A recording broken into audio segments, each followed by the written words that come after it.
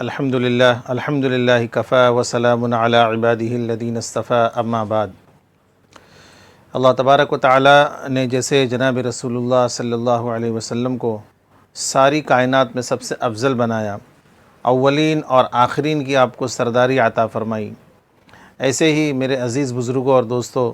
اللہ پاک نے آپ کے خاندان والوں کو بھی سب سے افضل اور اعلیٰ بنایا ہے۔ یہ میں نہیں کہتا، یہ قرآن پاک میں اللہ تبارک و تعالی خود فرماتے ہیں، انما یرید اللہ لیذہب عنکم الرجس اہل البیت ویطہرکم تطہیرا،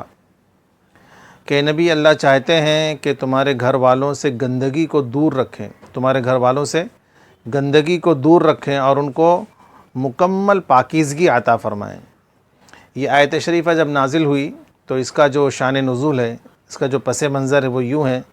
کہ عمر ابن ابی سلمہ رضی اللہ تعالیٰ عنہ فرماتے ہیں کہ انما یرید اللہ لیذہب عنکم الرجس اہل البیت ویطہرکم تطہیرا، یہ آیت حضرت ام المؤمنین حضرت ام سلمہ رضی اللہ تعالیٰ عنہ کے گھر میں یہ آیت نازل ہوئی۔ جب یہ آیت نازل ہوئی تو حضور پاک علیہ الصلاۃ والسلام نے کسی سے کہا کہ جاؤ حسن حسین اور فاطمہ کو بلا کر لے کر آؤ۔ تو حضرت حسین حضرت فاطمہ رضی اللہ تعالیٰ عنہ یہ جب آپ صلی اللہ علیہ وسلم کے گھر میں تشریف لائے تو حضور پاک علیہ الصلاۃ والسلام نے ایک چادر منگوائی اور آپ نے حضرت حسن کو، حضرت حسین کو، حضرت فاطمہ کو، تینوں کو اپنے چادر کے اندر لے لیا، اور پیچھے حضرت علی رضی اللہ تعالیٰ عنہ بھی کھڑے تھے۔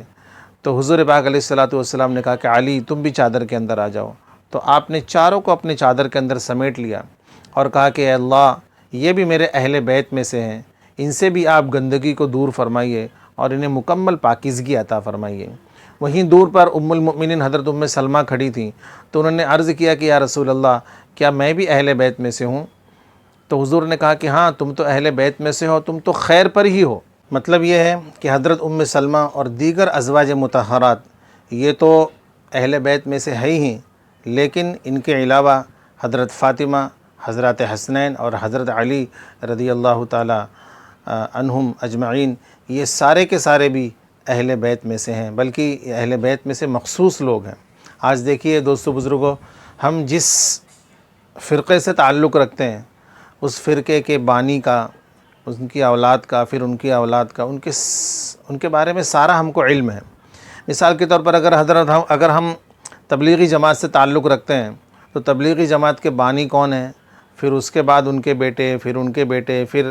جو بھی حضرت جی آئے ہیں، ان ساروں کے بارے میں ہم کو یہ علم ہے کہ ان کی پیدائش سے لے کر کے ان کی موت تک انہوں نے کیا کیا کارنامے کیے، یہ سب ہم جانتے ہیں اور اس کو بیانات کے اندر ہم بتاتے بھی ہیں۔ اگر ہمارا تعلق بریلی یعنی کہ امام احمد رضا سے ہے تو ہم ان کے بارے میں بھی ساری معلومات رکھتے ہیں کہ امام احمد رضا نے بریلیت کی بنیاد کیسے رکھی، پھر ان کی اولاد نے، پھر ان کی اولاد نے، اس کا سب ہم کو پورا علم ہے۔ اگر ہم جماعت اسلامی سے تعلق رکھتے ہیں تو سید ابو الاعلیٰ مودودی رحمۃ اللہ علیہ کے بارے میں بھی ہم علم رکھتے ہیں کہ وہ کیا تھے، اور ان کی ساری سیرت ہم بیان کرتے ہیں بیانات کے اندر،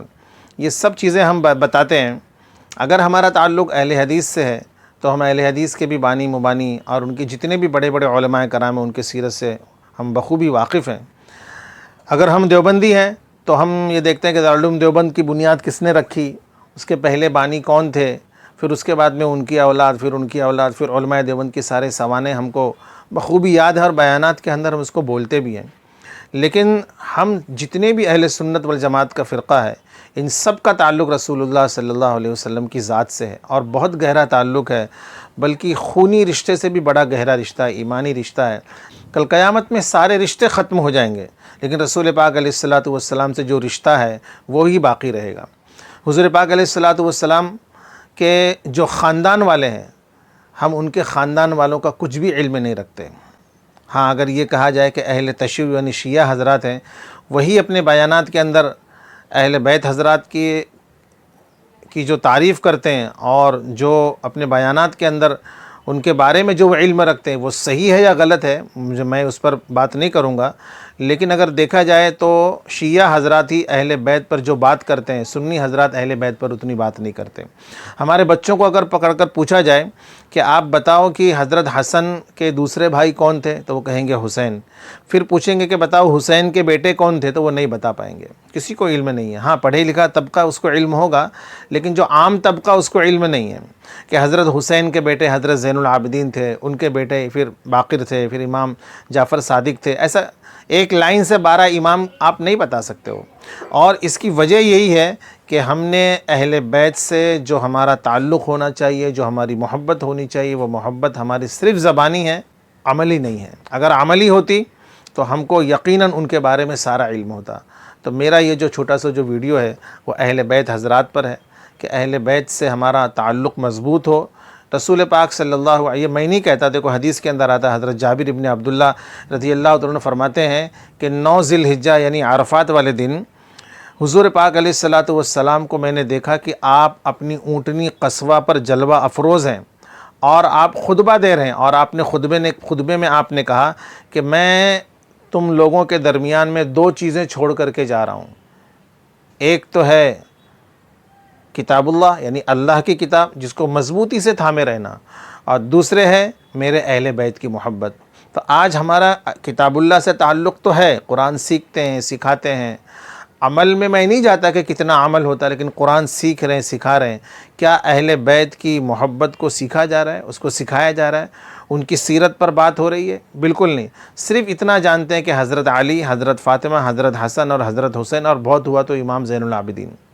ان کے بعد میں پھر امام باقر، امام جعفر صادق، امام حسن عسکری وغیرہ کو ہم جانتے ہی نہیں کہ یہ کون ہے۔ تو ان سے محبت کرنا، ان کے بارے میں بھی لوگوں کو بتانا، یہ دوستو بزرگوں ایمان کا حصہ ہے، اور اس کو ضرور ہم پھیلائیں۔ میں آپ کو اس کے اوپر ایک دردناک واقعہ سناتا ہوں کہ حضرت رسول پاک صلی اللہ علیہ وسلم کے خاندان میں سے ایک بڑھیا کا واقعہ، ایسا دردناک واقعہ ہے کہ ایک صاحب نے ان کی مدد کی تو اللہ پاک نے ان کو کیسا صلہ دیا۔ تو آپ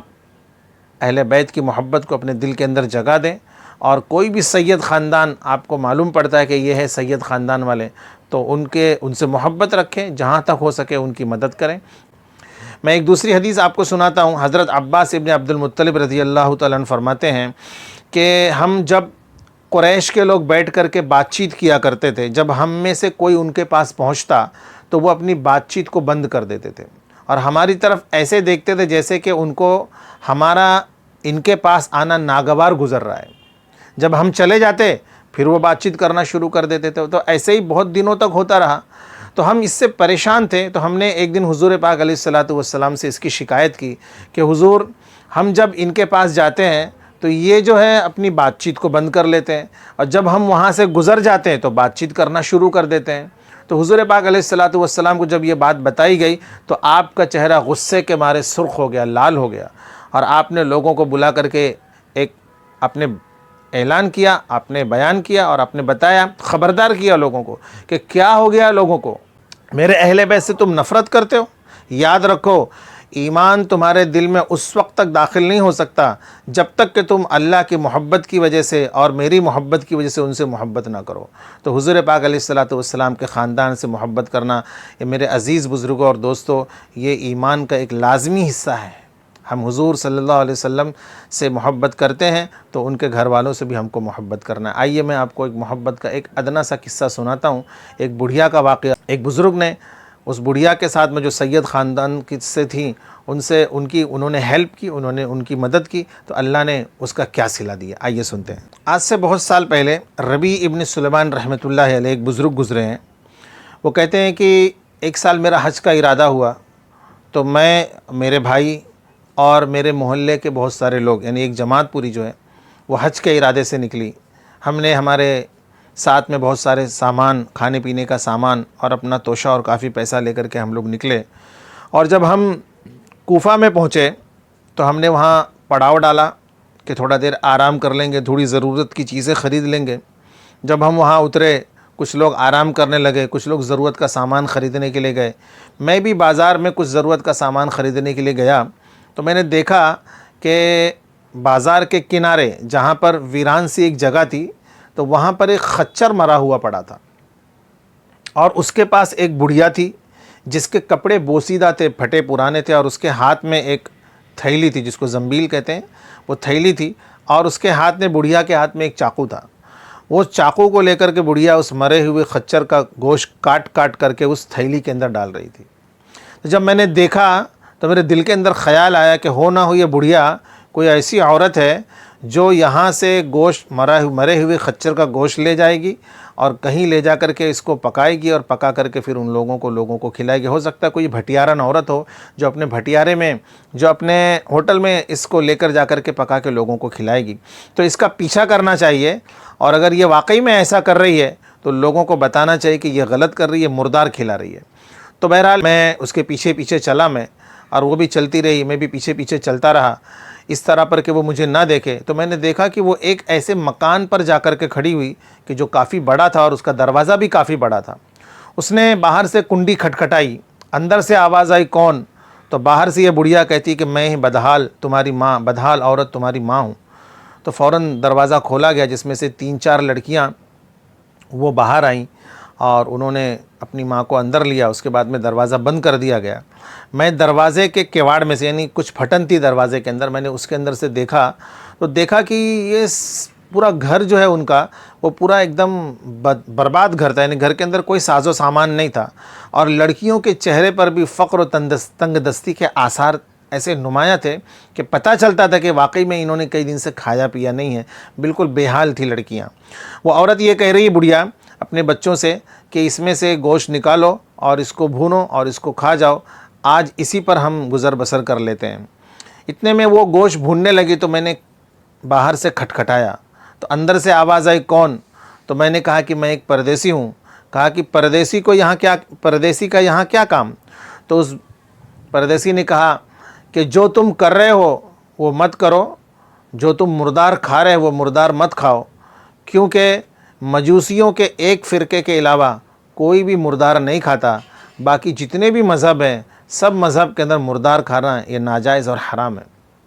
تو اس عورت نے کہا کہ ہم کو نہ سکھاؤ، اپنا کام کرو، ہمیں معلوم ہے، ہم سید خاندان کے لوگ ہیں، ہمیں پتہ ہے کہ مردار کھانا ناجائز اور حرام ہے، لیکن یقین کرو کہ 4 دن سے میرے اور میرے بچیوں کے پیٹ میں ایک دانہ نہیں گیا ہے۔ جب انسان ایسی حالت میں آ جائے اور موت کسی کیفیت ہو جائے تو اس پر مردار کھانا بھی جائز ہو جاتا ہے۔ تو میں نے کہا کہ رکو، اور ان لوگ کی یہ حالت دیکھ کر کے مجھے بڑی بے چینی ہوئی اور بڑا مجھے تکلیف ہوئی۔ میں اپنا حال بیان نہیں کر سکتا۔ ربیع ابن سلیمان کہتے ہیں کہ میرے اندر کیسی بے چینی شروع ہو گئی، اور میں فوراً وہاں سے گیا، اور جتنا میرا ضرورت کا سامان تھا، میرے پیسے تھے اور میرے احرام کی چادریں تھیں، اور تقریباً 600 درہم میرے پاس پیسے تھے، وہ میں نے لیے، اور اس میں سے 100 درہم کا میں نے آٹا لیا، 100 درہم کا میں نے کپڑا لیا، اور باقی جو پیسے بچ گئے اس آٹے کے اندر میں نے چھپا دیا، اور وہ سارا کا سارا سامان لا کر کے میں نے اس بڑھیا کو دے دیا کہ یہ لے لو۔ اس بڑھیا نے لیا اور مجھے دعائیں دی کہ اے ربیع ابن سلیمان، کہ اللہ تعالیٰ تیرے اگلے اور پچھلے تمام گناہوں کو معاف کرے، کہ اللہ تجھے اس کا بہترین بدل عطا کرے، اور تجھے حج اور عمرے کا ثواب عطا کرے۔ تو چاروں بچیوں نے ہر ایک دعا دی کہ اللہ تجھے اس کا بہترین بدلہ عطا کرے، تو نے جو ہماری خدمت کی ہے، جو تو نے ہماری مدد کی ہے، اللہ تعالیٰ اس سے بہترین اجر تجھے دے۔ چاروں بچیوں نے الگ الگ ربیع ابن سلیمان رحمۃ اللہ علیہ کو دعائیں دیں۔ وہ دعا لے کر کے بیچارے وہ چلے گئے، اور کوفہ میں ہی تھے وہ، کیونکہ کوئی پیسہ تو ان کے پاس تھا نہیں، واپس بھی جا نہیں سکتے تھے، تو وہیں کوفہ میں وہ انتظار کرتے رہے۔ جب حج مکمل ہو گیا، سارے کے سارے لوگ حج پہ چلے گئے۔ اچھا، اس کے پہلے ان کے بھائی نے خوب سمجھایا بھی کہ حج پر جانا بڑی سعادت کی بات ہے،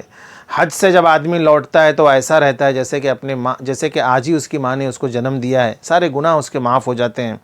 حضرت ربیع نے کہا کہ بھیا بڑی بات مت سناؤ، میرے کو حج کرنے کو نہیں جانا ہے۔ بہرحال ان کے بھائی اور پوری جماعت چلی گئی، اور وہاں انہوں نے حج بھی کر لیا۔ وہ سارے کے سارے جب حج کر کے لوٹے، ایک قافلہ لوٹا، تو حضرت ربیع ابن سلیمان نے کوفہ میں تھے، وہ اس قافلے سے ملنے گئے، اور انہوں نے کہا کہ بہت ہی مبارک ہو کہ آپ لوگ حج کر کے آئے، اور اللہ تبارک و تعالیٰ آپ کے حج کو قبول کرے۔ انہوں نے اس طریقے سے دعا دی۔ تو ان لوگوں نے، قافلے والے نے کہا کہ یہ کیسی دعا ہے، کیا آپ ہمارے ساتھ حج میں نہیں تھے؟ تو انہوں نے کہا کہ میں تمہارے ساتھ حج میں؟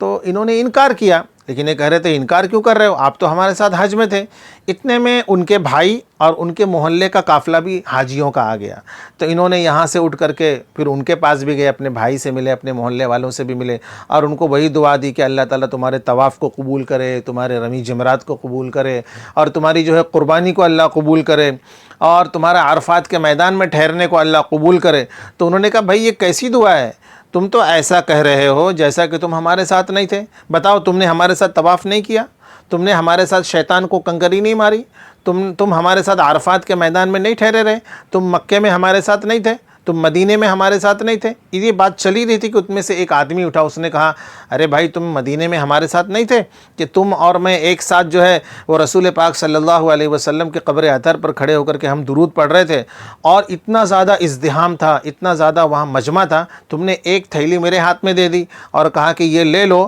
اور بعد میں مجھے لوٹا دینا، تم تو اس کے بعد مجھے ملے نہیں، اور یہ لو بھائی تمہاری تھیلی، تمہاری امانت ہے۔ تو حضرت ربیع ابن سلیمان کہتے کہ سارے کے سارے لوگ ایسا کہہ رہے تھے، مجھے بڑا تعجب ہوا، میں نے تھیلی لی اور میں اس کے بعد پھر جو ہے اپنے گھر، اپنے محلے، اپنے گھر آ گیا، اور اپنے گھر میں آ کر کے میں نے بڑا بے چین تھا میں کہ ماجرا کیا ہے، میں تو گیا نہیں، لیکن سارے کے سارے لوگ کہہ رہے ہیں کہ تم نے حج کیا ہے۔ بہرحال جب میں آیا، گھر پر پہنچا اور میں نے عشاء کی نماز پڑھی اور یہی چیز سوچتا رہا، اور سوچتے سوچتے جو ہے مجھے نیند آ گئی، اور میں نے دیکھا کہ رسول پاک صلی اللہ علیہ وسلم جو ہے وہ میرے خواب میں آ گئے، اور انہوں نے کہا کہ ربیع میں کتنے گواہ لے کر کے آؤں کہ تم نے حج کر لیا ہے، تم مانتے کیوں نہیں؟ دیکھو، جب تم نے میرے خاندان والوں پر احسان کیا اور اپنا سارا خرچہ، سارا توشہ تم نے ان کو دے دیا، تو میں نے اللہ سے دعا کی کہ اللہ پاک ربیع کو اس کا نعم البدل عطا کر۔ تو جانتے ہو اللہ تبارک و تعالیٰ نے ایک فرشتہ تمہاری شکل کا بنا کر کے اس سے حج کروایا، اور قیامت تک تمہاری شکل کا ایک فرشتہ وہ قیامت تک تمہارے نام سے حج کرتا رہے گا۔ تو اللہ نے یہ بہترین نعم البدل تم کو عطا کیا ہے، اور دنیا میں تمہیں یہ عوض دیا، یہ بدلہ دیا کہ جو 600 درہم تم نے میرے خاندان والوں پر خرچ کیا، اس کے بدل میں اللہ پاک نے 600 اشرفیاں تم کو عنایت فرمائی ہیں، یہ لے لو۔ اتنے میں حضرت ربیع ابن سلیمان رحمۃ اللہ علیہ کی آنکھ کھلی، تو انہوں نے دیکھا کہ ان کے پاس جو تھیلی تھی، اس تھیلی پر لکھا تھا من